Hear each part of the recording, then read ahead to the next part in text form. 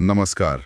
आज हम जिस सामग्री पर नजर डाल रहे हैं वो है हमारी पृथ्वी अद्भुत तथ्य से जुड़े कुछ अंश। जी। हमारा लक्ष्य मतलब इस ग्रह के बारे में कुछ सबसे आप कह सकते हैं हैरान करने वाली और जरूरी बातों की पड़ताल करना। हाँ, बिल्कुल।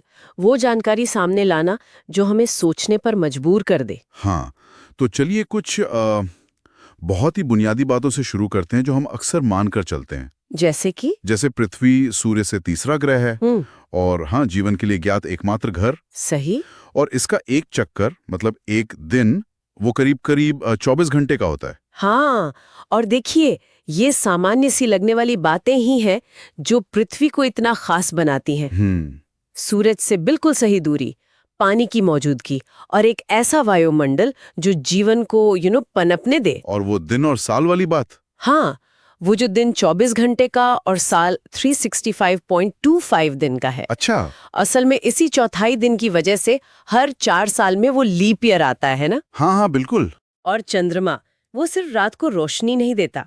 अच्छा। उसका गुरुत्वाकर्षण, उससे ज्वार भाटे आते हैं और वो पृथ्वी की धुरी को स्थिर रखने में भी मदद करता है। अच्छा, पानी की बात आपने छेड़ी, ये थोड़ा हैरान करता है कि पृथ्वी का लगभग 71% हिस्सा तो पानी है। हाँ बिल्कुल, नीला ग्रह इसीलिए कहते हैं। लेकिन उसमें से पीने लायक मतलब मीठा पानी वो सिर्फ 3% है। सिर्फ 3%। और उसमें से भी सोचिए 2/3 से ज्यादा ग्लेशियरों और बर्फ की चोटियों में जमा हुआ है। बाप रे। ये आंकड़ा वाकई चौंकाने वाला है। दिखाता है कि इस्तेमाल करने लायक ताजा पानी असल में कितना दुर्लभ है। सही कहा। जी, जीवन के नाजुक संतुलन और हमारे सीमित जल संसाधनों की तरफ इशारा करता है। एक तरह की चेतावनी भी है ये। हाँ ये तो है।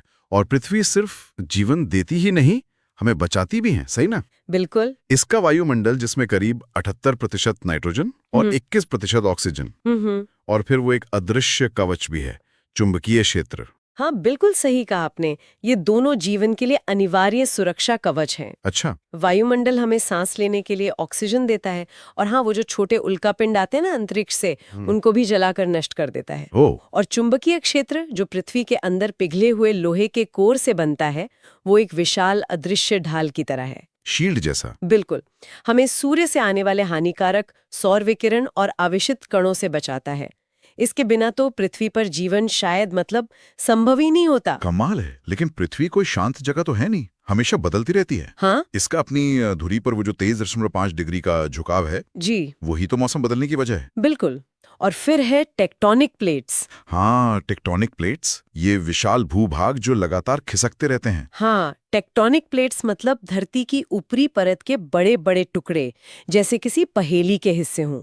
अच्छा। इनके टकराने या खिसकने से ही भूकंप आते हैं, ज्वालामुखी फटते हैं, पहाड़ बनते हैं। और ये सब होता क्यों है? ये सब पृथ्वी के अंदर की जबरदस्त गर्मी से चलता है।